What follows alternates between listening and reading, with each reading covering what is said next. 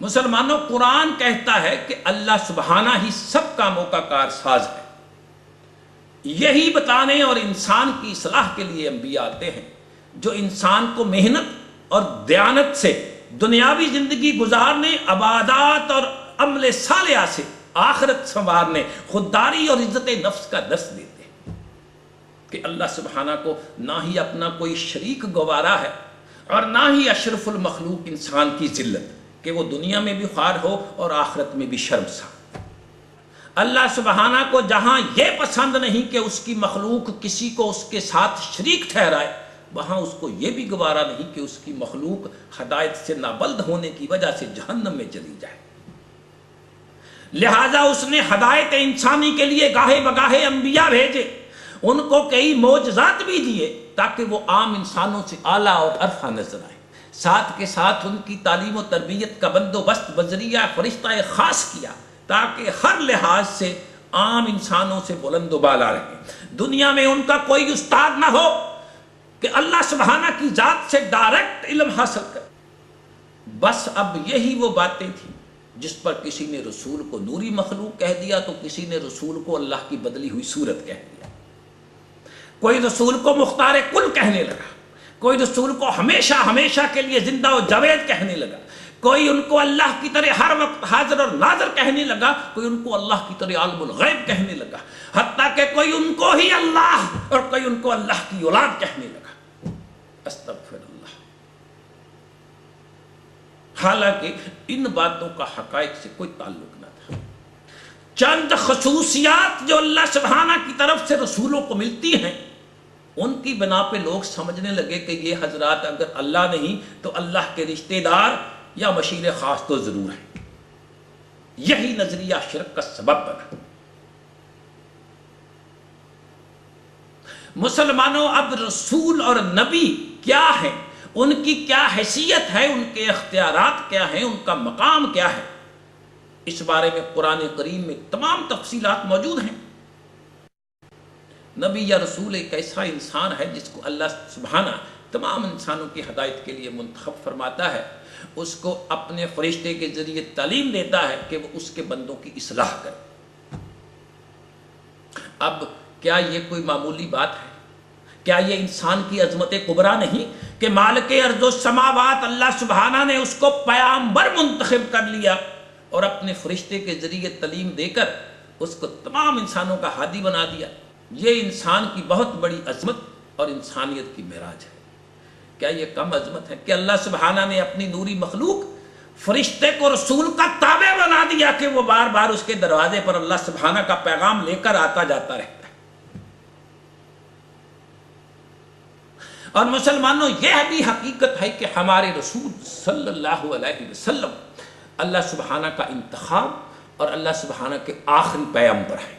رسول اللہ اللہ سبحانہ کی صحیح پہچان رکھنے والے تھے۔ رسول اللہ تمام مخلوق میں سب سے اعلیٰ مگر اللہ سبحانہ کے عاجز ترین بندے تھے۔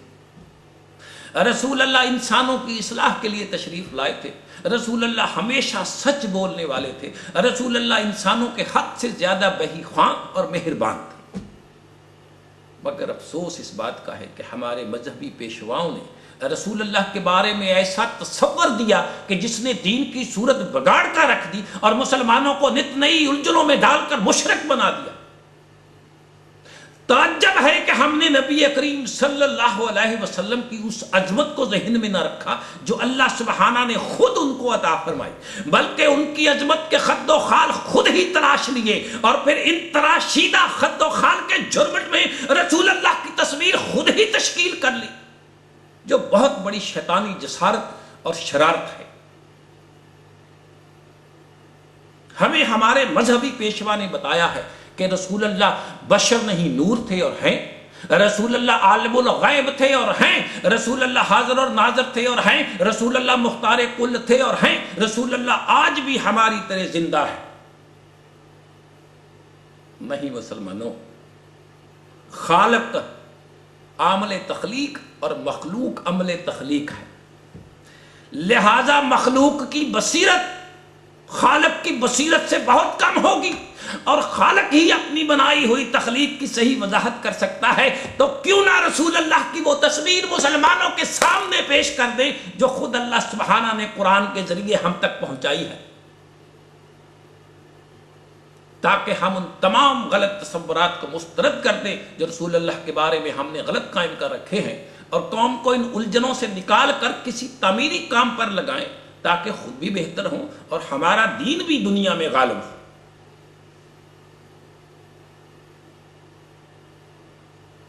رسول اللہ کیا تھے اور کیا ہیں، اس ضمن میں ایمان کے اعتبار سے حاشا وکلا میں اپنی طرف سے ایک لفظ بھی گستاخی اور بددیانتی سمجھتا ہوں۔ ایمان کے اعتبار سے قرآن کی بات ہی پیش کروں گا، اور پھر آپ فیصلہ کریں کہ رسول خدا کی اصل تصویر جو اللہ سبحانہ نے قرآن میں بیان کی ہے وہ کتنی خوبصورت ہے۔ سورہ بنی اسرائیل آیت 105، اور اے محمد ہم نے آپ کو صرف خوشخبری دینے والا اور ڈرانے والا بنا کر بھیجا ہے، یعنی اچھے اعمال کے نتائج کی خوشخبری اور برے اعمال کے نتائج کی سزا سے ڈرانے والا۔ سورہ سبا آیت 28، اور اے محمد ہم نے آپ کو تمام لوگوں کے لیے خوشخبری سنانے والا اور ڈرانے والا بنا کر بھیجا ہے، لیکن اکثر لوگ نہیں جانتے۔ سورہ النساء آیت 79-80، اور اے محمد ہم نے آپ کو لوگوں کی ہدایت کے لیے پیغمبر بنا کر بھیجا ہے، اور اس بات کا خدا ہی گواہ کافی۔ جو لوگ رسول کی فرما برداری کرے گا تو بے شک اس نے خدا کی فرما برداری کی، اور جو نافرمانی کرے تو اے پیغمبر تمہیں ہم نے ان پر نگہبان بنا کر نہیں بھیجا۔ سبحان اللہ۔ مسلمانوں، یہ انسان کی عظمت کی معراج ہے کہ اللہ سبحانہ و تعالی اعلان فرما رہے ہیں کہ جس نے اس کے رسول کی فرما برداری کی اس نے خود خدا کی فرما برداری کی، کیونکہ رسول اللہ صلی اللہ علیہ وسلم اللہ کے احکامات ہی تو لوگوں کو بتاتے ہیں۔ پھر ارشاد فرمایا وما ارسلناک الا رحمۃ للعالمین، اور ہم نے آپ کو تمام عالم کے لیے رحمت بنا کر بھیجا ہے۔ اس میں کوئی شک نہیں کہ جس طرح اللہ سبحانہ تمام عالمین کا پالنے اور نشو و نما دینے والا رب ہے، اسی طرح رسول اللہ تمام عالمین کے لیے اپنی پیغمبرانہ صراط مستقیم دکھانے والی تعلیم کے باعث رحمت ہے۔ فرق صرف یہ ہے کہ اللہ سبحانہ کی ذات اول سے آخر تک ہے، جبکہ نبی کریم کی تعلیمات اور ہدایات اللہ کا رسول ہونے کی حیثیت سے اعلان نبوت سے آخری زمانے کے انسانوں تک ہے۔ سورہ القلم آیت 4، اور اے رسول تمہارے اخلاق بڑے اعلیٰ ہیں۔ مسلمانوں، حسن اخلاق کی اللہ سبحانہ کے ہاں بڑی توقیر، بڑی تعظیم ہے۔ اس نے رسول اللہ کو اخلاق کا اعلیٰ نمونہ بنایا اور بتایا کہ لوگ ان کے پرتوں سے اخلاق سیکھتے ہیں۔ پھر سورہ الاحزاب آیت 53 میں، اور یہ کہ تم کو یہ شایع نہیں کہ پیغمبر خدا کو تکلیف دو، اور نہ یہ کہ ان کی بیویوں سے کبھی ان کے بعد نکاح کرو، بے شک یہ خدا کے نزدیک بڑا گناہ کا کام ہے۔ مسلمانوں، اس آیت کریمہ میں اللہ سبحانہ نے پیغمبر اور امتی کے رشتے کو پوری طرح کھول کر بیان کر دیا کہ دین اسلام میں نبی امت کا روحانی باپ اور اس کی بیوی امتی کی ماں ہے، اور شریعت اسلامیہ کے اعتبار سے ماں سے نکاح کی حرمت ہے۔ سورہ علم نشرہ آیت 4، اور اے رسول تمہارا رب تمہیں اتنا عطا کرے گا کہ تم راضی ہو جاؤ گے۔ سورہ الکوثر، بے شک ہم نے کوثر عطا کی، بے شک ہم نے آپ کو کوثر عطا کی، بس اپنے رب کی نماز پڑھیں اور قربانی دیں، بے شک آپ کا دشمن ہی بے اولاد رہے گا۔ رسول خدا کو دشمن اولاد نرینہ نہ ہونے کی بہت اذیت دیتے، تو اللہ سبحانہ نے رسول خدا کو بڑے پیارے انداز میں انعام و اکرام سے نوازا کہ آج رسول اللہ کے امتی روحانی بیٹیاں اور بیٹے کروڑوں میں ہیں، مگر ان کے ان دشمنوں کا نام و نشان تک نہیں۔ پھر سورہ الضحیٰ آیت 5، اور اے رسول ہم نے آپ کے ذکر کو بلند کیا۔ سبحان اللہ۔ یہ ہے معجزہ مسلمانوں، یہ ایک ایسا معجزہ ہے جو ہر روز ہر کوئی دیکھ رہا ہے کہ فجر کی اذان سے لے کر عشاء کی نماز تک رسول اللہ صلی اللہ علیہ وسلم کا ذکر دنیا کے کونے کونے میں گونجتا ہے۔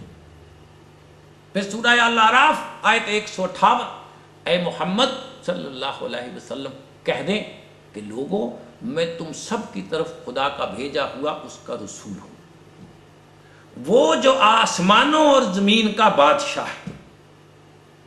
سورہ النساء آیت 105، اے پیغمبر ہم نے تم پر سچی کتاب نازل کی ہے تاکہ خدا کے حکم کے مطابق لوگوں کے مقدمات کا فیصلہ کرو، اور دیکھو دغا بازوں کی حمایت میں کبھی بحث نہ کرنا۔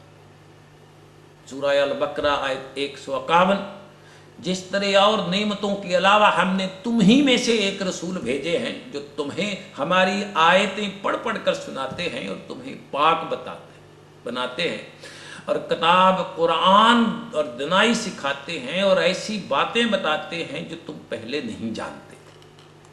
سورہ الکہف آیت 110، کہہ دو کہ تمہاری طرح کا ایک بشر ہوں، البتہ میری طرف وحی آتی ہے کہ تمہارا معبود ایک ہی معبود ہے، تو جو اپنے پروردگار سے ملنے کی امید رکھے اسے چاہیے کہ نیک عمل کرے اور اپنے پروردگار کی عبادات میں کسی کو شریک نہ کرے۔ سورہ حمیم السجدہ آیت 6، کہہ دو کہ میں بھی بشر ہوں جیسے کہ تم، ہاں مجھ پر یہ وحی آتی ہے کہ تمہارا معبود خدائے واحد ہے، تو سیدھے اسی کی طرف متوجہ ہو اور اسی سے مغفرت مانگو، اور مشرکوں پر افسوس ہے۔ ان آیات کریمہ میں بتایا جا رہا ہے کہ محمد صلی اللہ علیہ وسلم تمہاری طرح انسان ہی ہیں، فرق ان میں اور تمہارے درمیان بہت واضح ہے کہ ان کو اللہ سبحانہ نے انسانوں کی ہدایت کے لیے چن لیا ہے اور ان پر وحی کا سلسلہ جاری اور ساری فرما دیا ہے، جس کی وجہ سے وہ تم سے ممتاز ہیں اور فضیلت رکھتے ہیں۔